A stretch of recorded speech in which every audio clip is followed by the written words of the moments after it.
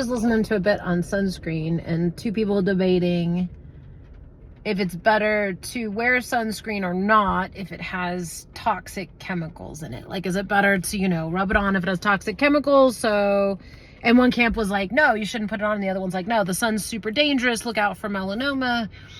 And I find it so interesting. You can really apply here Alan Watts thinking that humans always feel like they're put here, like we don't belong here, because it's absurd to think that a being in its own environment that its physical apparatus is grown for, that the sun that provides its warmth and light that is critical is giving it some kind of cancer. So that would be equivalent to like a plant, because, we have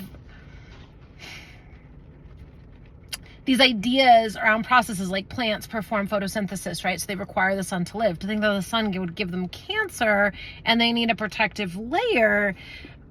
And yet we don't realize that we, similar to plants, have a lot of responses to the sun. We have not put much science behind that, like in studying. We know about vitamin D, but we are only touching the surface of the importance of the sun. It impacts like actually the cones and rods in your eyeballs that impact your mood, like so many things that we need the sun. And yet we feel it was designed to kill us. And of course, we don't think that God designed it to kill us. So we think that we have damaged our environment enough that we can actually make the thing that sustains us dangerous. And this is the kind of interesting thinking. And that we actually, as humans, have invented something that is synthetic, that you could rub on yourself, that's actually going to protect you from that.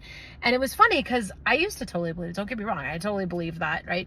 And this is where science gets trendy, because and you realize like the people are all spouting everything we talk. Oh, well, all this sun builds up in your system and you can never get rid of sun damage. And so you have to prevent it. And if you get cancer, it's coming from when you're 6. And you're like, I understand the path that has gotten us to that knowledge. I understand there's a great deal of scientific study in mind. And I also understand that has not been, that we do not understand that our consciousness and our belief about what we're looking at impacts what we look at. And we also don't realize that cells and living things are conscious, even though we should, because they do a lot of activities and are always busy. And so they are forms of consciousness, but we don't think of it that way.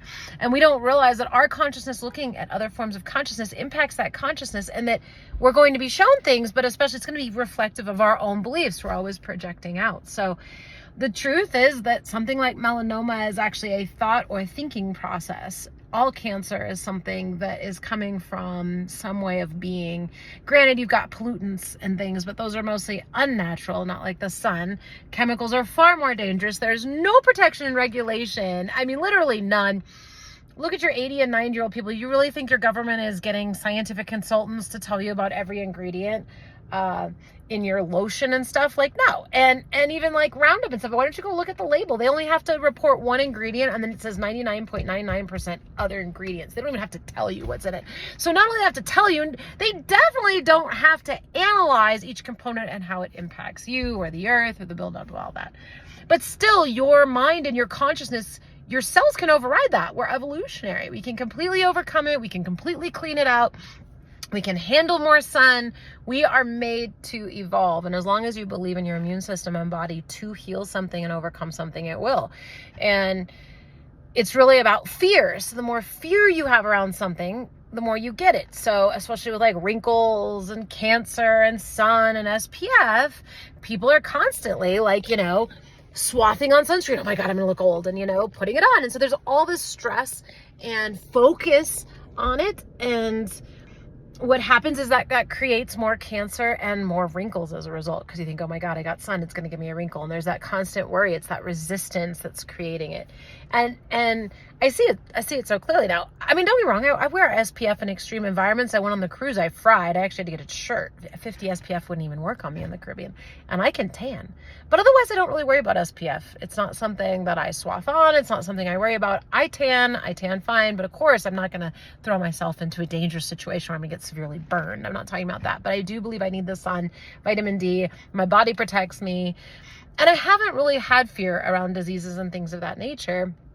And I didn't realize how powerful that was until COVID. And I went out and got a job and worked around hundreds of people a day. I never feared COVID and I never worried about it. And I never got it. and I've had no impacts from it. And everyone around me, of course, has. I didn't get a vaccine. And I'm not saying in any way, shape, or form that it is not a very damaging disease and all of these different things that you shouldn't get a vaccine if you feel it's right for you, or stay home. For me, personally, the right choice was to go out and work. The right choice was to be around people. I did everything required of me by my company and by law. I did nothing additional. So I'm not going to excessively wash my hands. I'm not a sanitizer person because it kills the good bacteria. I lecture people about soil all day long. Things are out of whack in your soil because you killed all the good stuff. So now the bad stuff can take over. Same as your body. You use antibiotics, you kill all the good stuff. Bad stuff takes over. What do you think a yeast infection is after you take antibiotics all the time? That's why you got to take probiotics, because when you take an antibiotic, it kills all your good bacteria. You got to restore it with good bacteria. So there's a lot more to adding more. I sort of think of them as an army, like a little microbial consciousness immune system army. And I'm always trying to pump them full of like supplemental things. I don't know, maybe they're asking for it that just like reaches me, but I think of it that way. And I don't struggle with sickness or disease. The only time I get sick is if I'm sad or really overwhelmed. And I'm very clear that it's connected, or working something out, an old issue, an old trauma. I'm clear it's connected to my thoughts and emotions more than it is my physicality. I can fight off anything. I'm immune to most things, and I don't even know how. And nobody's even studied me. I've told you I'm immune to strep. I think I'm probably immune to herpes. I won't say why I think that. No, I can't. Everyone in my family has the cold sores, right? And I grew up with them and I never got them. And interestingly enough, my mom and aunt seem to be very sensitive to herpes virus. So I'm sure there's some sort of like bounce back with that. But it's kind of like my mom can't take a single substance or put it in her body. She's so sensitive. She can feel a Tylenol. I'm like an elephant. I can take a bottle of something and not even feel it. I mean, I'm sure that people can feel it in me. But anyway. So, in conclusion, no one can really say what's what, right? We have the science and stuff. All I can do is be a beacon of my own example. And that's the funny thing. Everyone is an example. We don't realize that everyone we study is unique because they have their own set of beliefs, and those should be considered.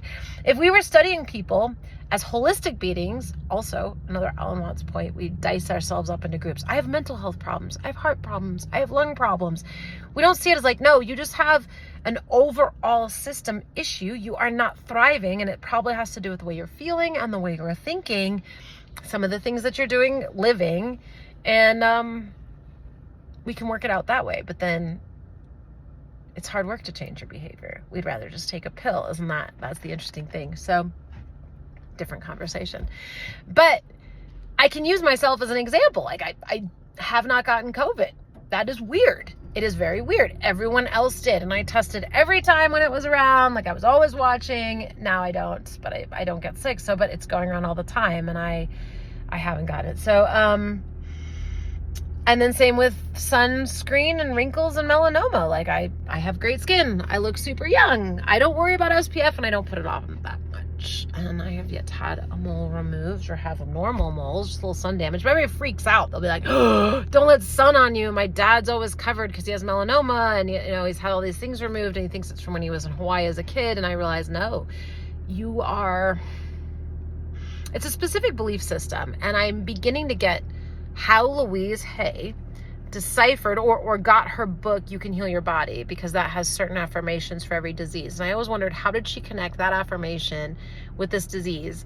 And I'm getting so energetically sensitive that I'm beginning to kind of sense the energetic connection between a belief pattern and a disease. So if it's really get melanoma, I'd have to be around someone with melanoma. Of course, I've been around my dad a lot. And he's very superficial. There's a very surface level element. He's very stressed about surface level details. Very OCD, making sure everything is in the right place. And there must be a deep-seated fear. Anyway, interesting to think about. Wanted to share.